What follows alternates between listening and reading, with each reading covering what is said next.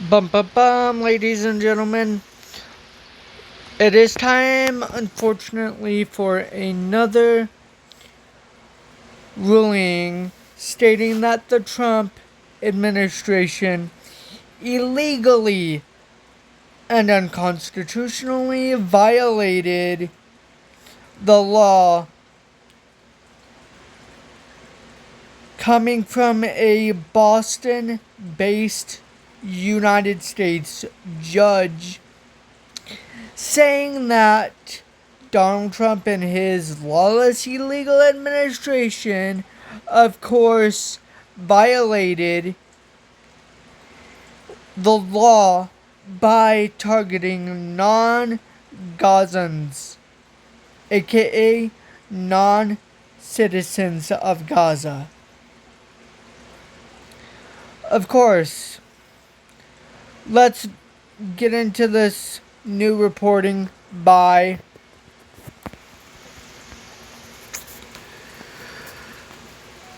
the Los Angeles Times.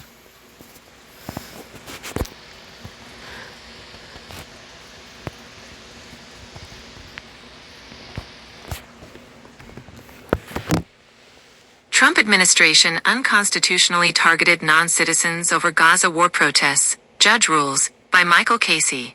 This article is read by an automated voice. Boston.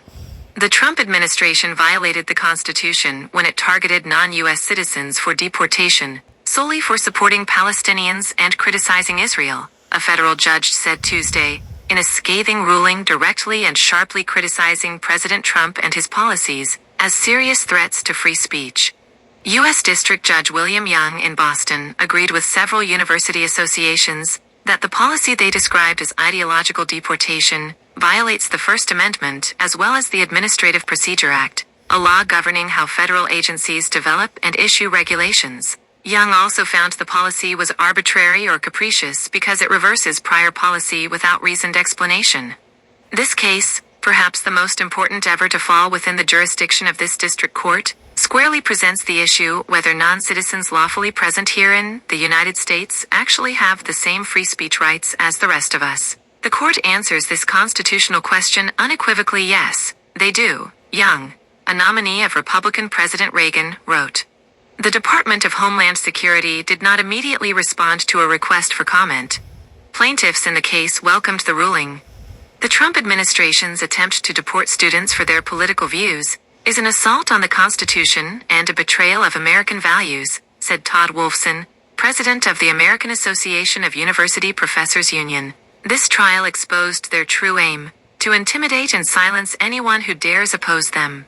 If we fail to fight back, Trump's thought police won't stop at pro-Palestinian voices, they will come for anyone who speaks out.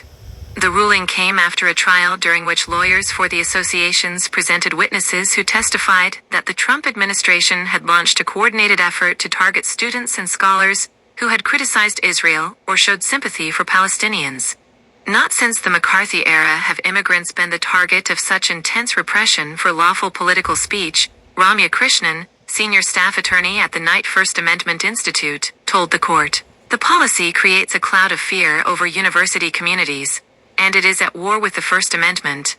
The student detentions, primarily on the East Coast, had caused widespread concern at California universities, which host the largest international student population in the nation, and were home to major pro-Palestinian encampments in 2024. At UCLA, faculty earlier this year set up a 24-hour hotline for students who feared being potentially detained by Immigration and Customs Enforcement, although there were no high-profile targeted removals of international student activists.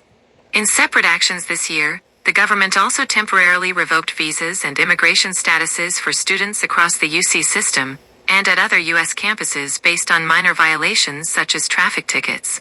Revocations were reversed nationwide after a federal suit was filed. In the Boston case, lawyers for the Trump administration put up witnesses who testified there was no ideological deportation policy as the plaintiffs contended. There is no policy to revoke visas on the basis of protected speech, Victoria Santora told the court. The evidence presented at this trial will show that plaintiffs are challenging nothing more than government enforcement of immigration laws. John Armstrong, the senior bureau official in the Bureau of Consular Affairs, testified that visa revocations were based on long-standing immigration law. Armstrong acknowledged he played a role in the visa revocation of several high-profile activists, including Rumeysa, Ozturk, and Mahmoud Khalil, and was shown memos endorsing their removal. Armstrong also insisted that visa revocations were not based on protected speech and rejected accusations that there was a policy of targeting someone for their ideology. One witness testified that the campaign targeted more than 5,000 pro-Palestinian protesters. Out of the 5,000 names reviewed, investigators wrote reports on about 200 who had potentially violated U.S. law. Peter Hatch of ICE's Homeland Security Investigations Unit testified. Until this year, Hatch said, he could not recall a student protester being referred for a visa revocation. Among the report subjects was Palestinian activist and Columbia University graduate Khalil, who was released last month after 104 days in federal immigration detention. Khalil has become a symbol of Trump's clampdown on the protests.